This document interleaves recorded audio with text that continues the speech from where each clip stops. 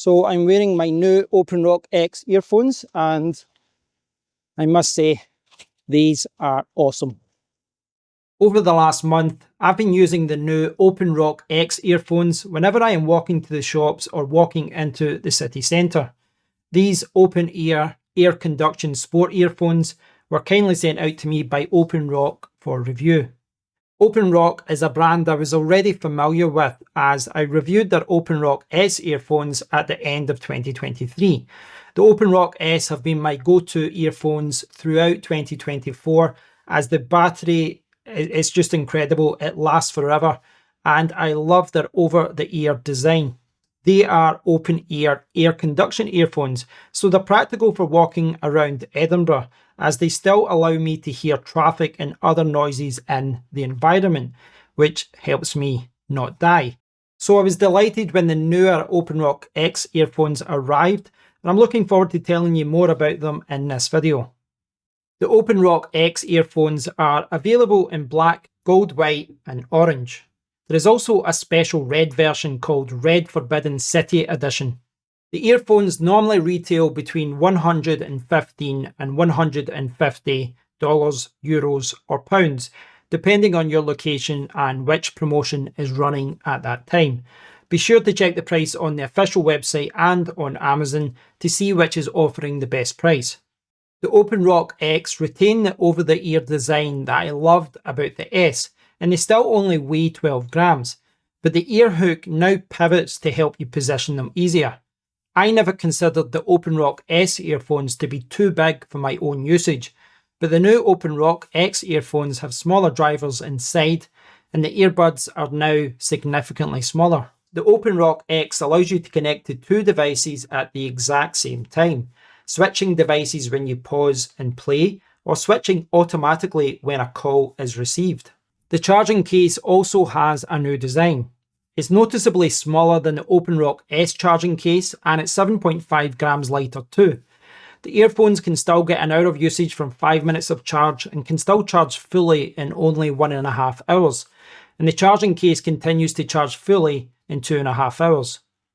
Since the size of the earphones and the charging case have been reduced, OpenRock have had to reduce each earphone battery capacity from 95 mAh to 65 mAh, and the charging case battery capacity has been reduced from 750 mAh to 720.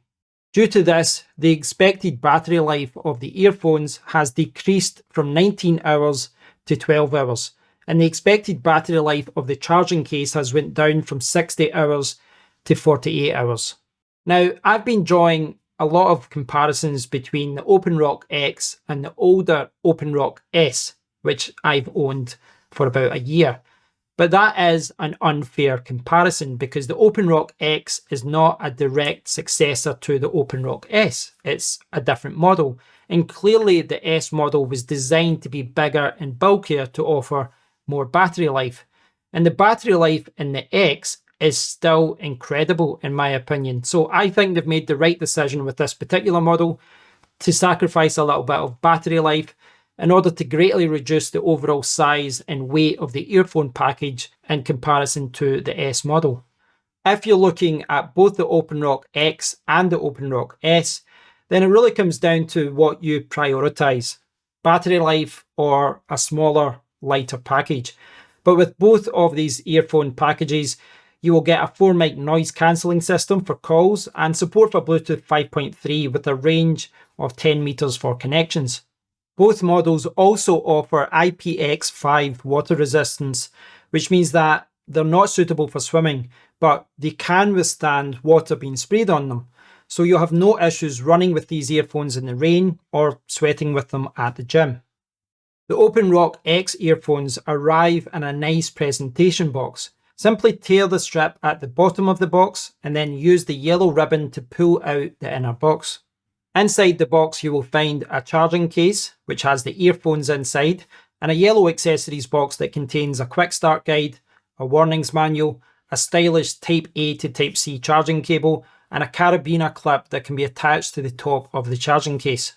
To open the charging case, click on the bottom of the case, And you can then slide it open to reveal your new earphones.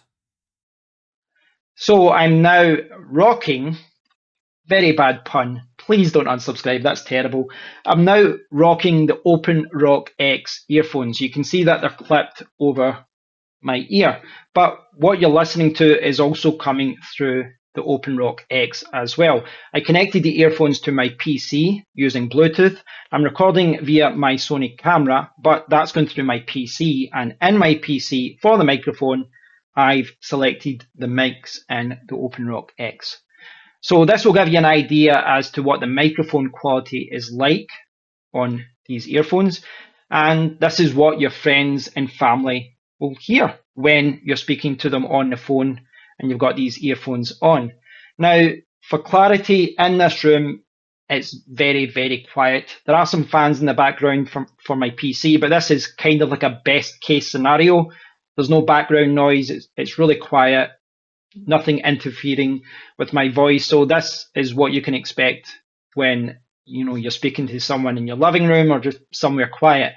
If you're at the gym, if you're outside, cars driving past, etc., any kind of noisy environment, it's obviously going to be a different story. It might be a little bit harder to hear you, but that's true of all microphones.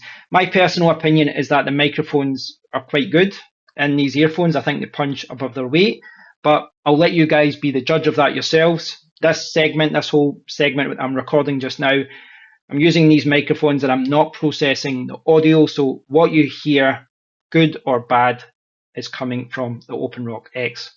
So with regards to design, you can see that these are over the ear. Not everyone likes this kind of style of earphone. I recognize that. Some people like over the ear, some people like in the ear. I've always liked over the ear earphones, in particular for the gym. I've always used this style at the gym, probably for like 15, 20 years. This was kind of my go-to design for the gym, even going back to the earlier days of wireless headphones.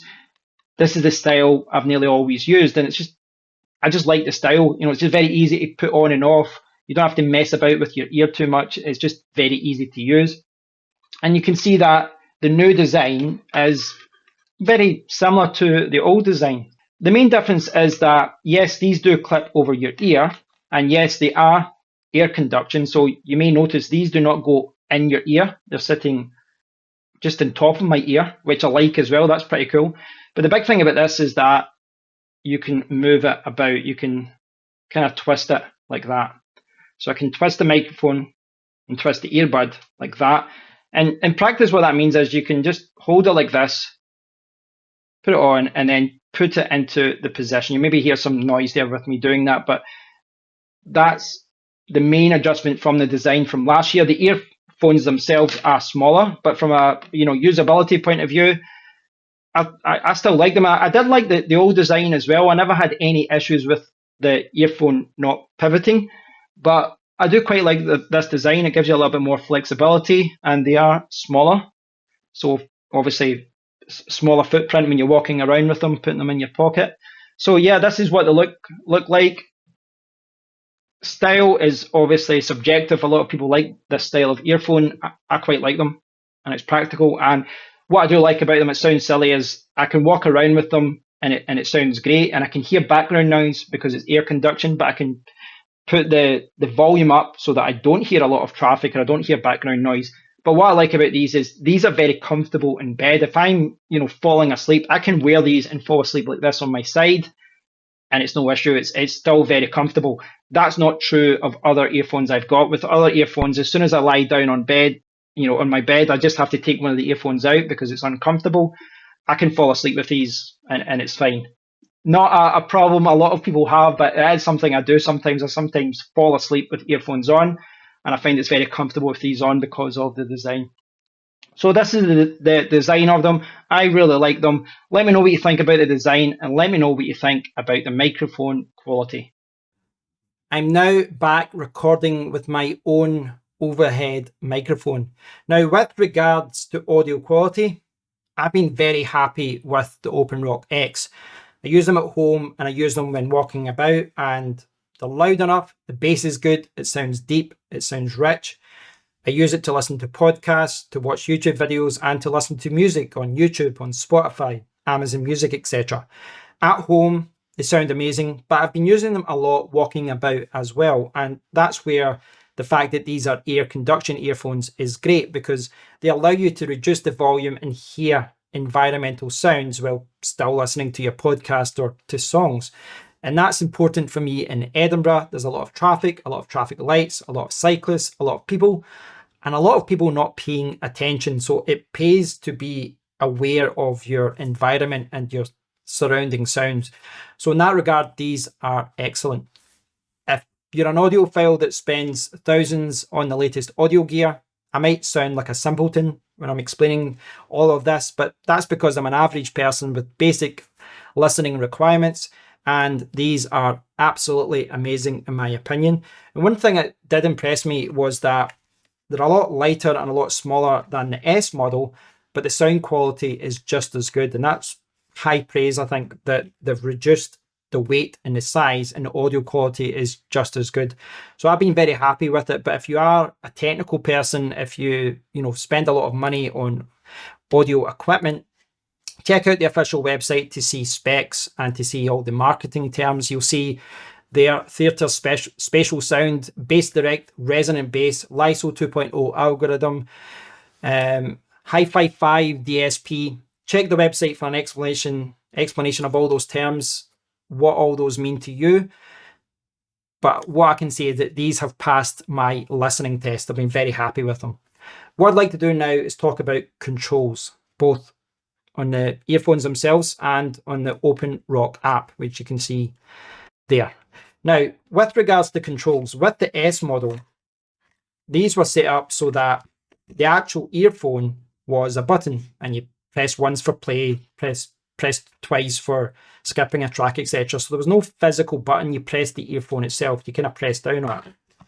They've had to change it now. Well, they didn't have to, but they have chosen to change it, I guess because it's smaller and lighter. But you may have noticed earlier that instead of pressing the earphone now, we have physical buttons. So little clicky buttons here. And you press it once to power on, hold it, it does the Bluetooth connection, and then you've got controls as well. Very easy to use. I also find that, when you've got them in your ear, your finger kind of naturally gravitates towards the bottom of the earphone anyway, so it's very easy to find the button. Very good. Now, if you look at the quick start guide, you look at the manual, etc., you'll see that the controls it's kind of standard affair here. Press once to play, pause, and answer a call. Press twice to skip a track or reject a call.